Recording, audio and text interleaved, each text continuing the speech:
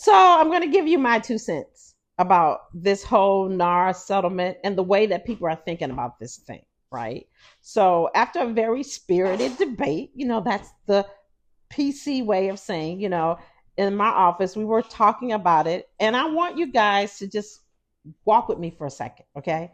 So this is how I think about this whole concept of the buyer's agent, the cooperation, the compensation, all of it in a nutshell. So let's do it. The seller has a product, which is the home, right? And as a result of the seller putting that thing on the market, they do a lot of things to make their home attractive or to make their product attractive. When you go to like JC Penney's or to Kohl's or to Target, there may be some items on sale. Why? Because they want to attract your attention in order to get you to buy their product. The same thing with the home, right? So one of those things is, in my opinion, has always been this offer of what they would contribute toward the buyer agent's compensation. Notwithstanding that the buyer agent always should have had and did have in many jurisdictions their own exclusive buyer agent agreement. Okay. So let's put that off to the side. So that's the first piece of the puzzle. Okay. So the seller has a product, they want to sell it, and that's the home. Okay, done. Second piece of the puzzle, the seller finds a buyer and the buyer makes an offer on that home, right? And just like the 20% or 15%, or what do they call it, doorbuster sale, one of the things that the seller could also offer would be a home warranty. Okay, so now you have two things that are really attractive to get a buyer to come and buy your product, which is in this instance a home. Okay, so that's number two. Then there's number three. The buyer makes the offer gets accepted. We're moving on. The money that the buyer brings to the table pays everybody in this transaction. And I've always thought about it this way. And I don't understand why others don't think about it this way, because it's absolutely the truth.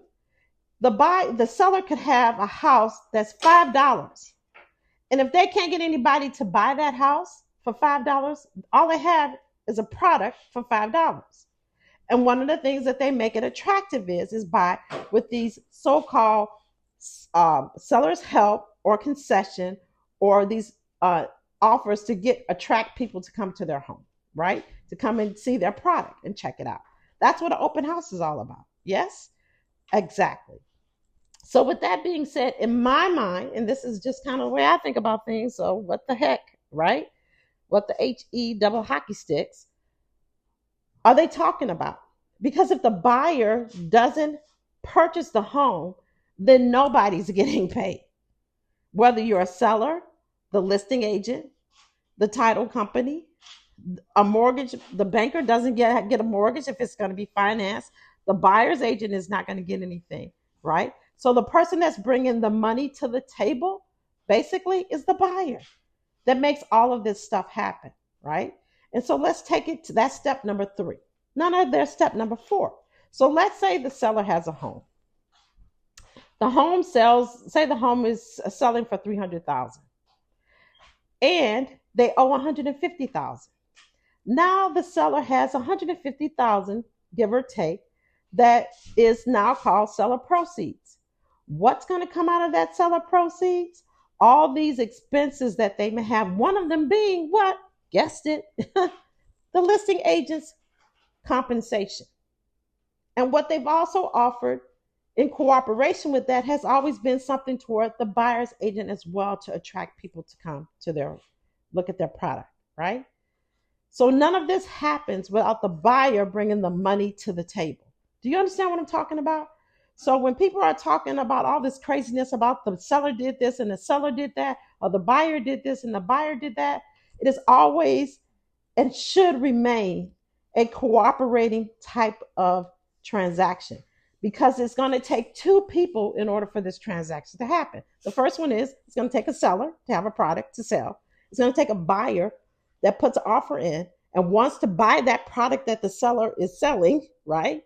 And then for them to agree, which is the offer and then a mutual consideration, that happens as a result, right? Which is the purchase price, right? You may list it at this, but I offer this, and we come to an agreement through negotiations, right? And one of the things we can negotiate is what?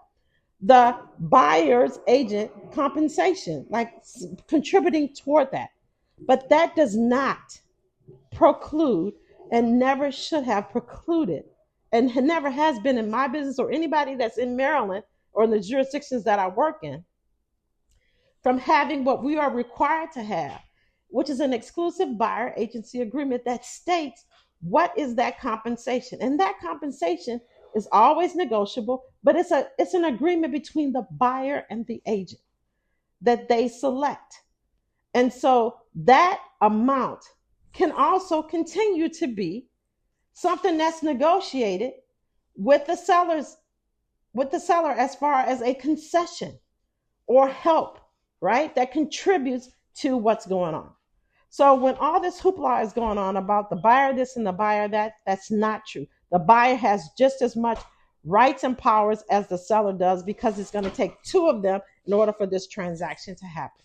So buyers, stand in your power. Buyer agents, know your value. Sellers, stand in your power. Listing agents, know your value. That's all I got to say. Thanks.